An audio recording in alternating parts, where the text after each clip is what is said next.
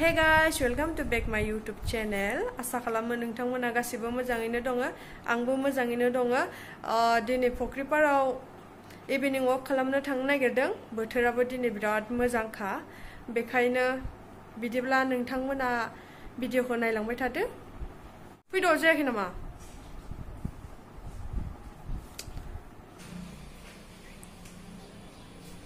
दिनै बारा सान्दुं ओंखाराखै बिदिब्ला थांबाय थानोसै नोंथांमोना नायलांबाय थादो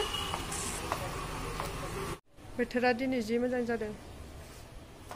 बारा सान्दुंबो दुङाखै दिनै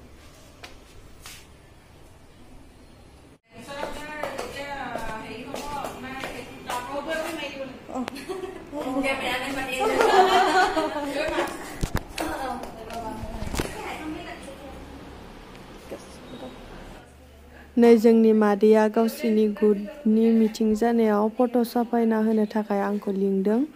माने फट' साफायनो थाखाय रावबो गैया ज' नांगौ नालाय ग्रुपनि बेखायनो वाला मुर लगन मारि देमने দিব পাৰিম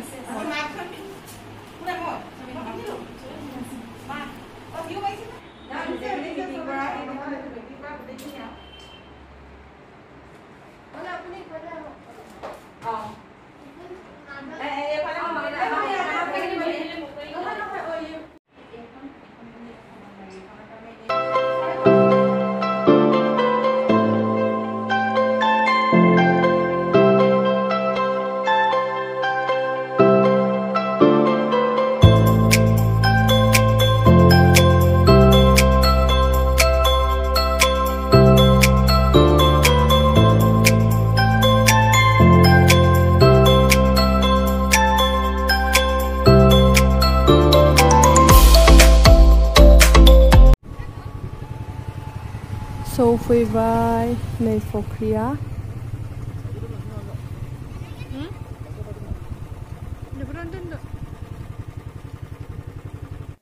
मानसिफ्रा नै ना नायगासिनो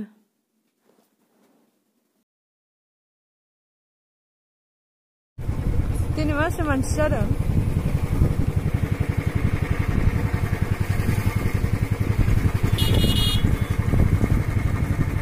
सौफैबाय दंफांखौ दानफायजोबनानै लांदां लांदां नुजोबबाय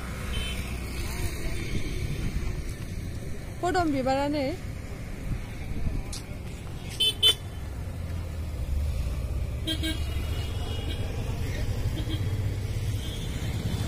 जि मोजां बार फैखायो बेयाव फैबाथाय थांनोनो बाखायो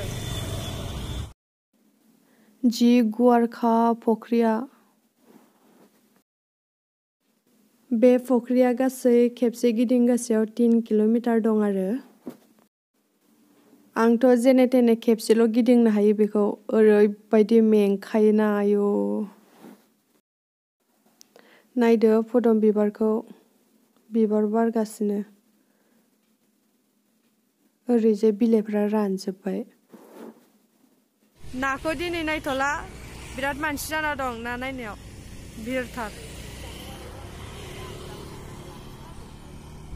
जि मोजां फैबाय थायो गुसु गुसु ओरैबायदि मोजां मोनोना इयाव फैनो फैबाय थानायथ' जाया सम मोनबा सम मिलायबाथाय फैयो आरो आयौ जि मोजां फैखादों बारा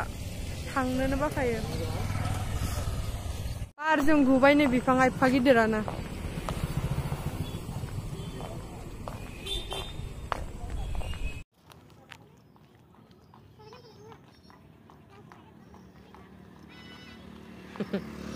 गासैबो पुस्का बिराद फानो बेवहाय फुख्रि जिं जिं पानिपुरि थाबायबाय दं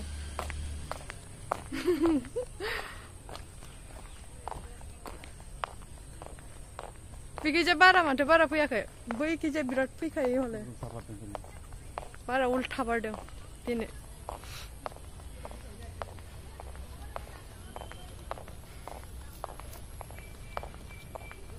थाबायनोनो बिराद मोजां एकदम बारबो स्रो स्रो नांबाय थायो थांनोनो बाखायो न'आव मेंबायलाय थाबायनानै आयौ मेंजोब्बाय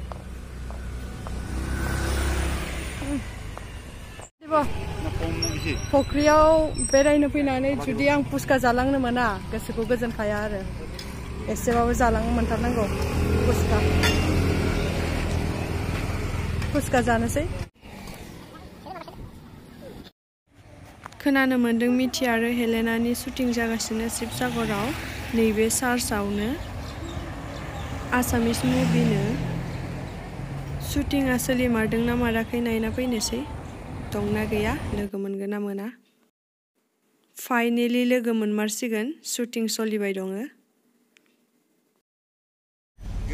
नायदो सोरखौ लोगो मोनखो मेगनजों ब्लुब जाजोब्बाय नैनि आंनाबो ब्लुब जोब्बाय गरमजों शिवसागराव जास्ट नैबे चार्चआवहाय लोगो मोनबाय आरो बिनानावमोनखौहाय ना बिसोर माने बे शिव माबा मा होनो फुख्रिखौ शिव दलनि अपोजिट बर फुख्रियाव माने एसे इभिनिं वाकनि थाखाय फैदोंमोन जाहैदों ओमफ्राय अपोजिटआवनो मोनसे चार्च दङ ना ब्रिटिशनि फार्स्ट चार्च ना मा होनो बेखौ ओमफ्राय इयावनो दा मा होनो लोगो मोनबाय आरो शुटिंआ बेयावनो सोलिगासिनो दंमोन नालाय ना हेलना शुट जागासिनो दं सोर बाहेराजों लोगो मोनबाय मोजां नांबाय नेबाय दं आरो जेबि नामा जेबि ब्लगखौ बयबो सापर्ट खालामना होदो ना साबस्क्राइब लाइक शिवसागरनि जायगाफोरखौबो देखायबाय थादो देखायबाय दे बुंदो शिवसागराव फैना माबायदि मोनदों शिवसागराव फैनानै बिराद मोजां मोनबाय आङो लोगो मोनगोनखौ बिदि सानाखैमोन आरो ओमफ्राय लोगो मोननानै आरो बिराद मोजां नांबाय ओमफ्राय जायगाफोरखौ बेरायनो आसा थासिगोन जों दा 20आवनो रिटार्न जासिगोन नालाय ओमफ्राय बेरायजोबनो हानाय नंला आंहाबो खामानि दङ माने 22निफ्राय आंबो खामानियाव बिजि जागोन नङाबालाय साननैसो थानानै बेरायनो हागौ हर जाबाय खोमसि हेलेनाखौ नेबाय दं दाबो बेना शुटिंआ जोबाखै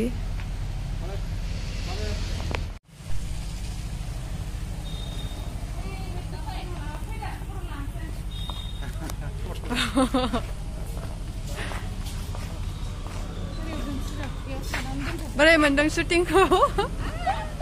मोजां बिराद मोजां फुंनिफ्राय दाहालागि मोना जाबाय आरो शुट खालायगासिनो दा फाइनेलि जोब्बाय दिनैनो क्लिकआप ओमफ्राय गाबोन दंबावो गाबोन फुंनिफ्राय जागोन मोनासिम बेबो मेंबायना बिरादनो मेंबाय खुलुमबाय बयखौबो आङो बे आब'नि जेबि ब्लग्सखौ साबस्क्राइब खालामनो थाखाय खावलायबाय बिराद मोजां ब्लग्स खालाय आं नायखांबाय बेनिफ्राय आब'आ जोंनि बेयाव शुट जादोंमोन शिवसागराव बेखौ नायनो होननानै फैदों ओमफ्राय लोगो मोनबाय बिराद मोजां मोनबाय बयबो साबस्क्राइब लाइक ओमफ्राय शेयार खालामनानै हो ओमफ्राय कमेन्टखौबो होनो दाबाव थेंक इउ थांनोसै बाय बाय फैनायनि थाखाय थेंक इउ सो माच जोंनि शिवसागराव बर' लोगो गैया इदि सानोबा लोगो मोनगोन ना मोना दङ लोगो मोननानै जि गोजोनबाय मोनबाय नैबे चार्चआवनो शुटिं लादोंमोन